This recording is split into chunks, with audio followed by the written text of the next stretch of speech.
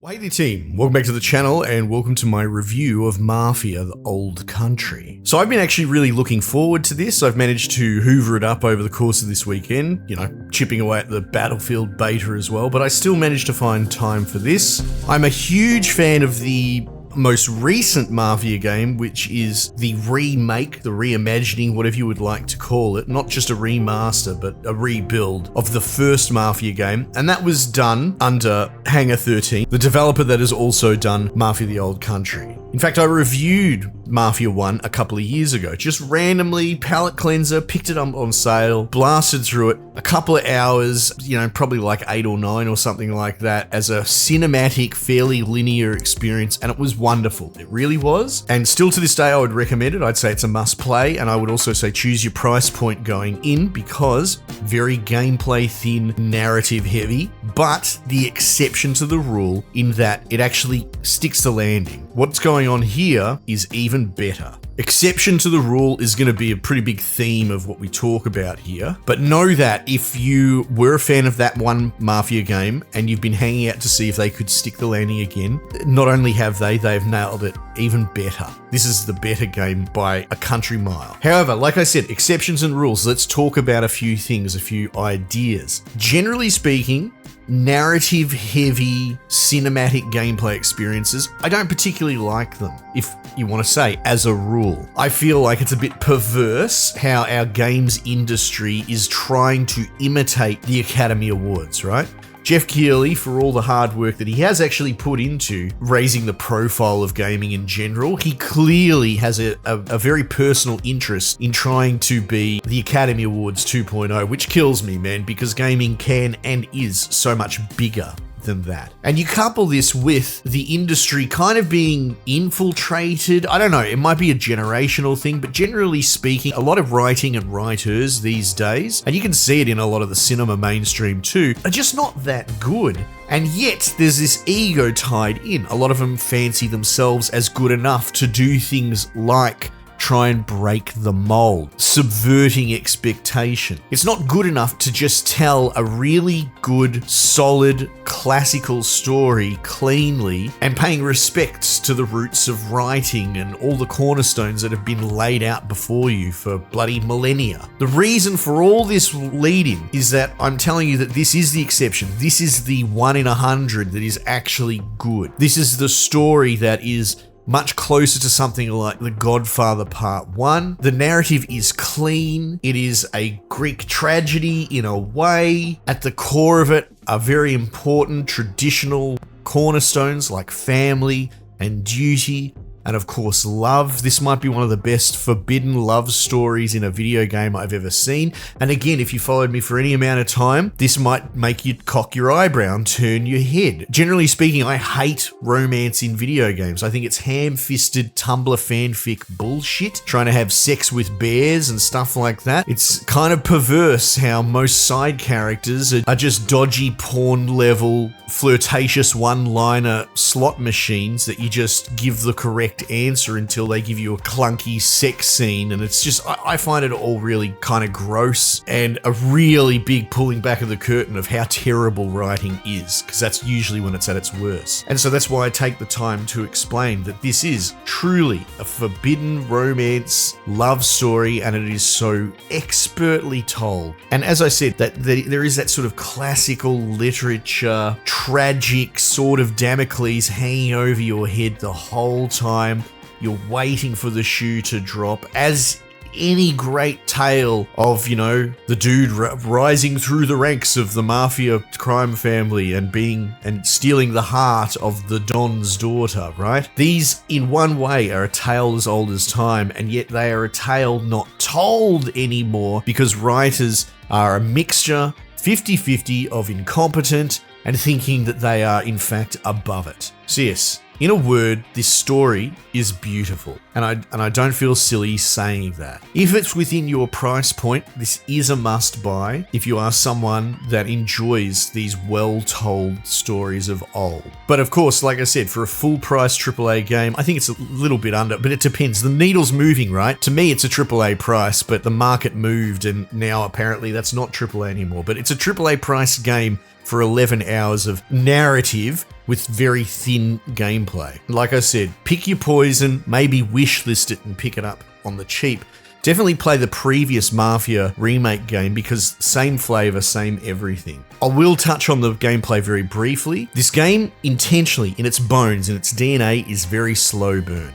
It is in the old country. It is in the turn of the century. That is, 1900. All set in Sicily, and the rise of the automobile is a part of it as well. It's very fun to drive these new cars at the time, the classics, but there's horse riding in that as well, and much of the game is traveling from point A to point B, driving and talking to dialogue, and yet it all works very well. All the cast of characters are absolutely excellent. There is not a bad character in this. You play as Enzo, essentially an upstart who's escaped from slavery adjacency and accidentally found himself in the good graces of Don Teresi, if only as a jab at the Don that owned the mine that you were working in. And I'll tell you what, it is a big task to try and emulate a Don, right? To try and do a Marlon Brando 2.0. And this is the best attempt I've ever seen. Not only did they take the swing, which is wild, but they absolutely killed it. Don Teresi is excellent. He is husky, but he's younger. He's a bit more virile than Brando's Godfather. But at the same time, it is fresh, it is homage, but he has gravitas.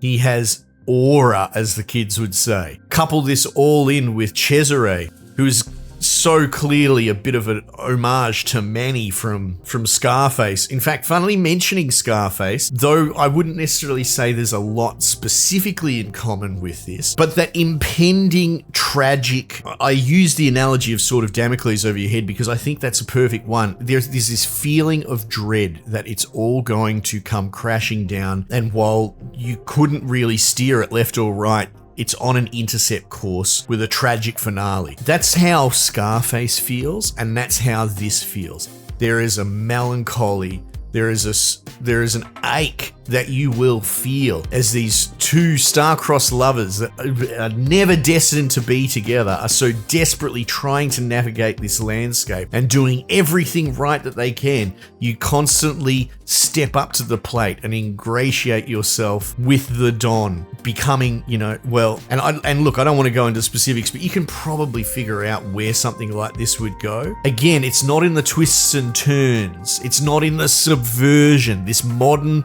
nonsense. It's in the solid, clean, and traditional storytelling every step of the way. So yeah, Cesare, who's the spitting image of Manny as your sort of sidekick, the Don's nephew, being a bit disgruntled, a bit immature. Luca, the right-hand man, your mentor, absolute dapper charmer and a window to what you could be or maybe you should not be 10 years from now. Tino, the husky, gravelly old boy in the Don's ear. And then you've got other Dons on the side, evil, the Spadaros, the Galentes are on your side, and Leo from that Anyway, my point is, there's all these named characters. They're all distinct, they're all interesting, and it's just a beautiful experience that I'm raving about because it deserves raving. But of course, couple that very carefully and, go in with an open mind with the fact that it is a slow burn. Half the gameplay loop is driving from point A to point B, and the game will let you skip the drive if you want. And I'm sure if you're someone that is, sucked up in the modern rage machine that you just want to hate games, I could absolutely see someone just skipping all of that. Skipping driving through the beautiful Sicilian landscape and just enjoying the background and the dialogue between characters. Moving through the vineyards and the houses and embracing that this is just an actual exception. This is what all these crap writers that keep churning out AAA mediocre slop are trying to do. And then the other half of the gameplay is gunplay that's okay. I like it. Some people will hate it. It's kind of sloppy on purpose. I've thought about this in the past, and fun enough, mentioning Battlefield and the beta from that, under that is hyper precision and trying to be an expert at your craft, right? The reward is self-evident in that your ability to be better at the game is where the warm feeling comes from, the feeling of accomplishment. But when you're doing something like this, where you're kind of trying to reenact a a cinematic shootout or whatever.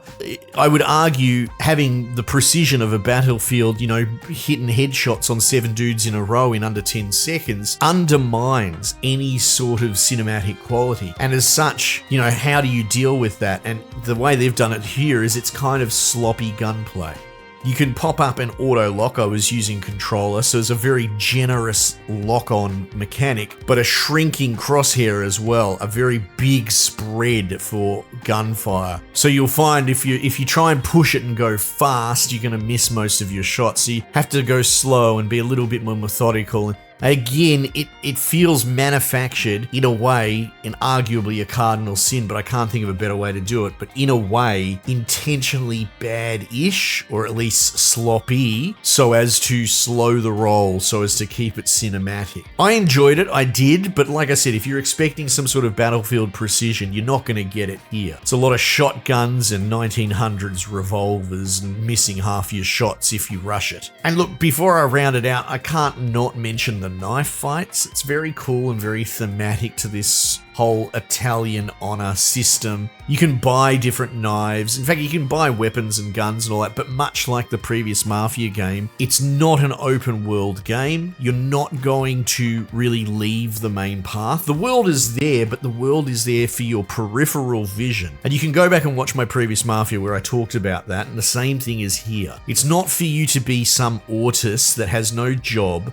and go around trying to 100% complete everything. That's not what it's there for, and if that's what you're trying to do, if you're going to try and go to every square inch of the open world, you are going to be miserable. But one could argue you were probably miserable in the first place if that's how you were motivated to dissect a game. The open world is there, and it's enough so as to be in your peripheral blinders left and right. You're aware of it, you can look out over the rolling countryside and think, wow, isn't that pretty? I could go there, but I'm not going to go there because I'm on Mafia business and I've got to, do this delivery or whatever, right? It's excellent as long as you stay on the main path as intended. Engage the game with it as it wants to be engaged. But I don't want to lose the thread. The whole knife fighting thing is really fun and cool. There's a counter dodge mechanic and, heavy light attacks, and it's this, honor duel between 2 dudes with a knife, and it keeps coming up as a kind of boss fight mechanic, and that would be the most innovative and interesting thing. However, it is kind of quick timing. We've seen this stuff before, but it does help break up the action and tie everything together very cleanly and thematically. Anyway, look, I don't want to waffle, and I think I've been more than honest and fair with this. I'm obviously gushing over the story and the narrative and how this is a type of story writing that I didn't know I was going to live to see again. Not to sound morbid or doom and gloomy, but I